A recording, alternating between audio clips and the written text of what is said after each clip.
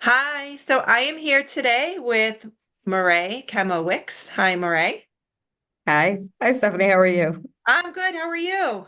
I'm good, thank you. So thank you so much for joining this afternoon to speak with me. And this video will be shown to the many families that we have in Old Bridge, our voters, and really, it's the purpose of this is for our families of children with disabilities in our district and in our community to to have a better understanding of candidacy, your and what you can bring to the table. So, Okay, so thank with that you. said. I wanted to ask, so I had sent all the candidates a few questions. The first question is, when you hear terms like inclusion, diversity, and equity, how do you believe that students with disabilities fit into these principles in our district? And as a Board of Education member, how will you advocate for true inclusion and equity for all students? Okay. Well, first I want to say thank you, Stephanie, for taking this opportunity to hear me, my platform and my thoughts and my view, because I think it's very important when it comes to all the different diverse needs in our township when it comes to the kids in our school. I will tell you though, to start off the beginning with, and because I've encountered it for like a while, I guess from when my child was younger, that when they say inclusion, diversity, and equity, especially when it comes into the education platform itself, there seems to be like a confusion with some people. So like the terms of inclusion, diversity, and equity, it's where some people don't understand it and they think it's saying that one student's above another student, when actually it is saying that all students have diverse needs, supports, and our tools that we're needed, to succeed in our school, and they should all be meet equally, like equally. Hence the word equity. So that's when you get the diverse needs. We're including all our students and we're making everything equal for all of our students. So I just want to throw that part in there because I always found it curious. But as far as our schools, they should always prioritize like educational equity for every student. Because in this way, it guarantees that every student has access to all of our outstanding learning opportunities, the teachers, the programs, and the schools that we have, as well as for when it comes to our students with disabilities, by making it diverse, equitable for all, is making sure we have all the necessary support in place for them. So that means like if there's students with disabilities who have or need different levels of support, or they need assistive devices or a specific classroom accommodation, or they have a physical accommodation that needs to be met, Mhm. or they even have different levels of therapy, or they need a specialized teacher versus a regular general teacher. We're able to have these necessary support in place by the school district, which will Mhm. add to their success and well-being in school because it'll help narrow the achievement gap, like in the school, and it'll cultivate a sense of belonging for everybody, especially the students. Mhm. Very If good. I was elected as BOE member, okay. Did you want me to continue the Yeah, second go part? ahead, go ahead. No, no, go ahead, Because go I ahead. didn't put the part about like technically, because you know what it is? I've done it from the parent level. Right. Like I've spoken before at BOE with my son previously, back in 2007 when he started with special needs and I had to implement the IEP. So I went through the full struggle. But Mhm. now if I have the opportunity to be a BOE member, it's a higher level now where I could help all. So, Mhm. which very intrigues me. And like as a BOE member, I'd be able to foster that environment, like that culture where all our students with disability will consistently feel like they're valued and they're respected and that they feel included with the rest of the school. Like it's no longer here's a separate classroom. It's Mhm. we can put mainstream, have everything in place where everybody feels safe. They Mhm. possess like a strong sense of belonging in our schools, even with the parents. And it'd be crucial to me that the educational equity of Mhm. all our students with disabilities, like from the different backgrounds, feel valued and that they thrive like academically in their school. So I would Mhm. definitely work like with the parents, the schools, the rest of the BOE members to make sure that the necessary policies or practices are in place. Mhm. And Mhm. like have been doing even before running for BOE, which that's how we encountered. I'll continue even during my campaign, I'm still doing it where I'll attend, I'll meet, like do the research, talk with the parents, find out what's the needs of your students, what's your concerns.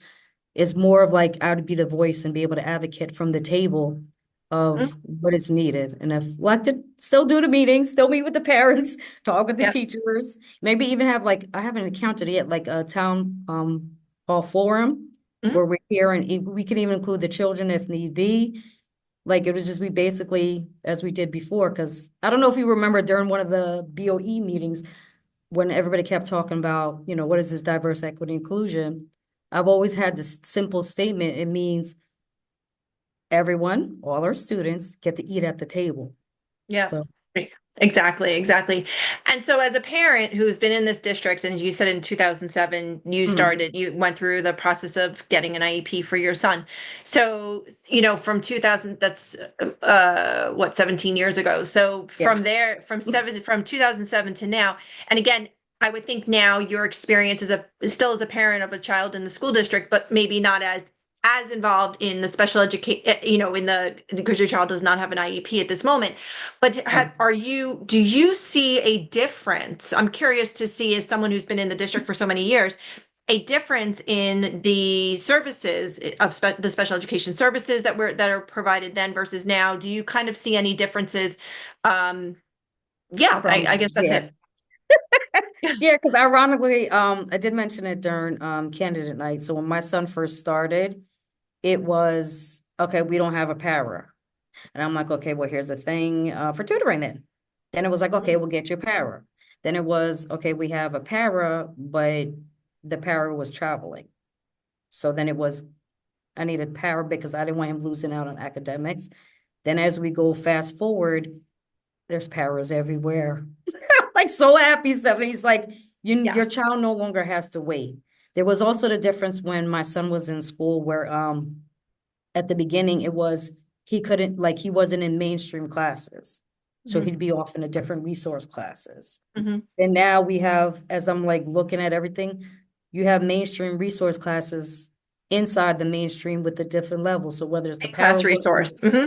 yeah, Yeah. there's like the in-class resource, depending on the need of the child. But the fact that there's so many different options, which I Hmm. didn't have like years ago, it's Right. amazing to see it. So when I had my other two kids go in and they started going through, and I'm like, they didn't need the full IEP, but they did need the RTI in it. Right. Like all three kids went through a different track. And the fact that they were able to accommodate all three, and then Hmm. fast forward to when you have the transitioning program for high school, like when you get out. Hmm. I think when my son with our child study team, they were able to work with me to do like a summer gap program where he can go into college and get his IEP modified and roll in. But then Right. now that whole transition plan aspect, we didn't have all those moving pieces. So Hmm. they've definitely come a long way. I'm Hmm. glad to see about progress, but I still know, it's amazing for the decades, but there's always more we could always add to it. Absolutely. And that's a nice actually segue to our next question, which is Yeah. that part of the work that we do as a CPAG is to review the policies, programs, and practices in our district to ensure equity, access, and inclusion of all students.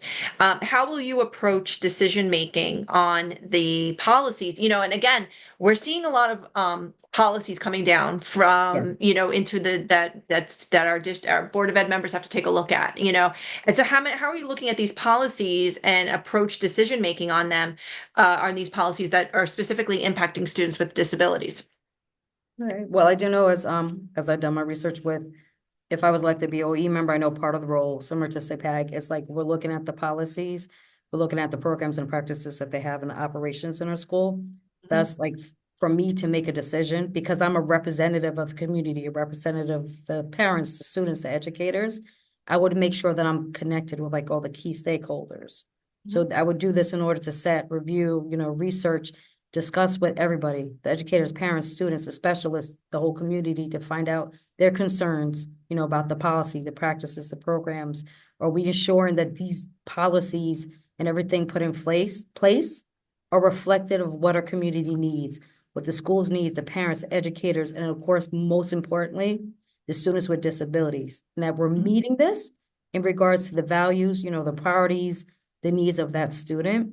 Okay. And similar to what I did like the other night, Mhm. um, I would still have the special service committees. I would still be attending them, still be part of them.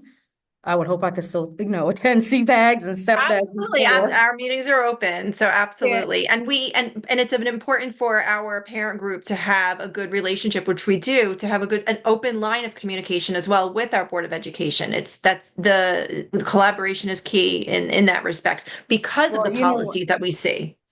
I will tell you this, like, in order to have the pulse check of what is going on in the schools and going on with the parents and going on with the students, Like you need to attend, you need to have these conversations. They have to be ongoing and continuing. You have to be open-minded, listen to all different sides. So like this way, the policy practices, all these programs are inclusive and it's a responsive decision making that we're doing. It's not based on my personal bias. It's a process that's going to reflect what we need, the Mhm. respects and aspirations of our students with a disability, as well as the parents, the educators, and the community. Mhm. And that's So, again segues to our next question, which is, aside from the, students with disabilities, when we look at all of the diversity within our town, right? You have a very, mhm, very diverse town.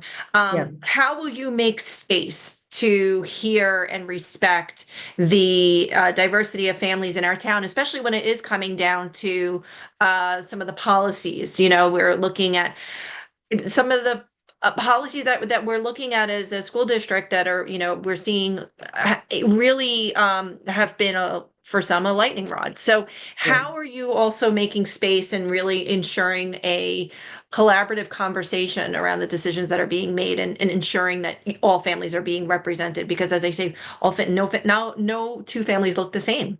yes, And so I hear a lot of people talk about the parental rights, and but yeah, and which obviously we all want the parents to yeah. have a stake in their child's education. That's important. But again, not every family looks the same. So how are you creating a space at the as a if you are elected as a Board of Ed member for that? Okay, well, the first and foremost, I can't go in with pre-biased thoughts in my head. I Mhm. have to let those go. I have to be open-minded because the whole part is we already know, no, like you said, no two families alike, nor do no two people think the same. So it's listening to both sides of the table. Like, what are you bringing? What is your issues? What is your concern? What is this side, the issues and concern? And it's almost finding a happy medium where both are met, but at the same time, we're not disrespecting both sides of the table. And Mhm. yes, some decisions will be made where some parents are upset, but it's having that open dialogue, the open conversation, inviting everybody to come into the table to talk and Mhm. not being like, well, I think this way, so I'm not doing it. Mhm. And part of the Board of Ed is to run and operate the whole school system so it fits everything the kids need. So it's Mhm. definitely having that space. And if somebody, like I know a lot of times we encounter parents are afraid to speak up Mhm. because they'll hear somebody screaming at them the parental rights, or you should think this way, or you should do that way. I'm glad we have the email system where you could just, parents can email anonymously. Like everybody needs to have a voice. Nobody should be quieted for the next person to speak. Nobody's opinion is superior to another. It Mhm. should always be, here's the ideas. Like when we did the mini forum for the bus, Yeah. it was an opportunity. And ironically, it was crazy because prior to that, I'm seeing people fight at the bus meeting, like Right. at the when we had the meeting at BOE. But Yeah. when we went to that room, regardless where anybody stood, everybody was up there putting the post-its, like Yeah. with different ideas. And I'm seeing people talk. Like I know I was talking with the bus drivers, not that I was fighting with them, but it was like I'm talking with the bus drivers. They're giving me their ideas. And it was like amazing to see the community come back and it wasn't divisive anymore. Mhm. Granted, we still weren't able to have a full like resolution to it, but Mhm. even something where you open the floor and be like, nobody's right and nobody's wrong. Just Right. say what's on your mind. Don't judge I, one, don't judge the other. And it worked out. We had amazing ideas. I don't know what's going to be able to be put in place for this year, but even something similar to that, that yeah. it's if a family says they feel this way, like don't negate that and say that's not how you should be feeling. Listen to them and Mhm. then Mhm. respond with what can we do? Or like the next person understands it, well, maybe we can do this. Next comes a whole brainstorming thing, and now we're back to the community. Because remember, Yeah. that's how I was raised. I was raised in this whole community thing where if we didn't have something, it wasn't like, well, we're not going to do it because I don't like it. It was, well, how can we do it? Like, especially It when you was say, still trying to make it work, right? It's still always about trying to find that solution, and working through conflict by trying to get to the solution, right? but that's And the so, thing, closed yeah, mouths do not get a resolution. right, No, you right. have to be open to hearing everything. Well, and so sometimes at some meetings, and I want to talk to you about this. How are you going to create a safe environment in a divisive climate at the Board of Education meetings? The Board of Ed meetings have become so much so that in the past, people, myself included, have said, I'm just not even comfortable being there anymore, because it's like I feel it often feels like we go to a Board of Ed meeting, and I think many of us want to just keep moving forward, but issues keep coming up and we take steps back. And it feels like at our Board of Education meetings, we're taking a step forward and then 5 steps back. And then as we're taking those 5 steps back, there's quite a divisive nature. And can get contentious. So how are you going to how do you fit in that? How are you going to try to work through that? Main thing, not to be rude, my main thing is close my mouth and listen. Hmm. Because if I'm running my mouth or I already have my preconceived notions and ideas, that means I have blocked it. I'm not listening to other people. Like I'm Hmm. not going to come in, I already have a preset decision. It's Hmm. let me find the research. Also, if I know, like, for example, CPAG or SEPTO or any of the like other committees are having issues, let me find out from them and research. But the main key thing I always tell people, like I tell my kids all the time, if you're still talking, you're not listening. And Hmm. in order to embrace what somebody's saying, you got to listen. And yes, sometimes people want to be heard, but the part of them being heard is we need to do something. We need to Hmm. listen. We need to take into account because everybody's feeling is validated. And that's Hmm. how it should be done. It shouldn't be, I think this way, so I'm not going to listen to you. Hmm. So I think the more you learn to listen and stop talking, which matter of fact, there's so many TED Talks on it about we don't tend to listen. We Hmm. tend to, if you talk, I give you my advice We versus, listen to respond, right? That's what yes. they say, right? We Yeah, you listen can to tell I listen. react. I listen to the I'm same TED Talks, yeah. yeah, so I'm making that a habit because it was ironic. I never thought of it, but then Uh-huh. attending to BOE meetings, I'm seeing mass majority of the public saying we want this. Hmm. And then I'm seeing the BOE members like, well, we're not listening to them because we're going to do this anyway. And I was Hmm. like, then what's the purpose of being on BOE if you're supposed to be representative of the community? And if 90% of the community is telling you this is what we want, how did we just go completely shut off and just say no? Right, So right. it's not saying you got to always give in, but Hmm. it's, did you even listen to what they're Hmm. saying? Did you try to work with them? Because Hmm. when you don't work, this wall comes up, this divisive starts, and then it's like we're stalling. We're like you said, we're going backwards. And Yeah. districts should be going forward because I've been here long enough. I've seen the progress of going forward. I wanted to keep going. I wanted, how do you say, the momentum to keep there so that Yeah. our district has gotten good. We need to get even better. We've accomplished stuff. But if people are too busy butting heads and fighting, Right. like we're not Right. getting anywhere. Yeah. On your campaign flyer, I see that you're running on a platform of ensuring educational integrity, and also advocating for vulnerable students. So, talk to me about what those two things mean to you, and why that is the kind of platform, I guess, for in which you're running. All right, well, it's been known to a lot of people. I've been here since 1979, 45 years. And between me, my cousins, my two older kids who have graduated, one recently from the school system, as I mentioned previously, like even my two kids that have graduated, they had different school track curriculums that they followed.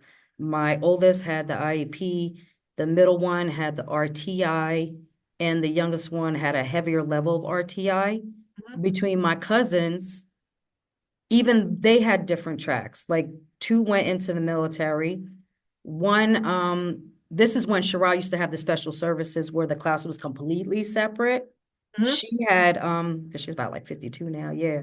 Her course curriculum was way different than us. So whereas Mhm. we were at the local school, by Carpenter, she was at Shara because they didn't offer it at Carpenter. So then my youngest cousin, she ended up on a course level where she was like honors roll student, she's currently like in a Harvard. When I went to school, that's funny, I kind of probably changed a lot of things. When I started at Carpenter School, I was so advanced, they created what was considered like the ETC program for advanced students. Then once I got hired, they're like, well, what are we gonna do with her? By the time I was in 10th grade at Madison Central, I already had early college decision. I was Oh, already admitted wow. to Rutgers and done. So they didn't know what to do with me for the junior and senior year. So they Oh, were wow. like, yeah, they were like, you're already done. Figure out what you're gonna do. So I Mhm. was like, oh, we don't have a step team. I started a step team. Then I was like, oh, let's go visit schools to see how their schools are run compared to our schools.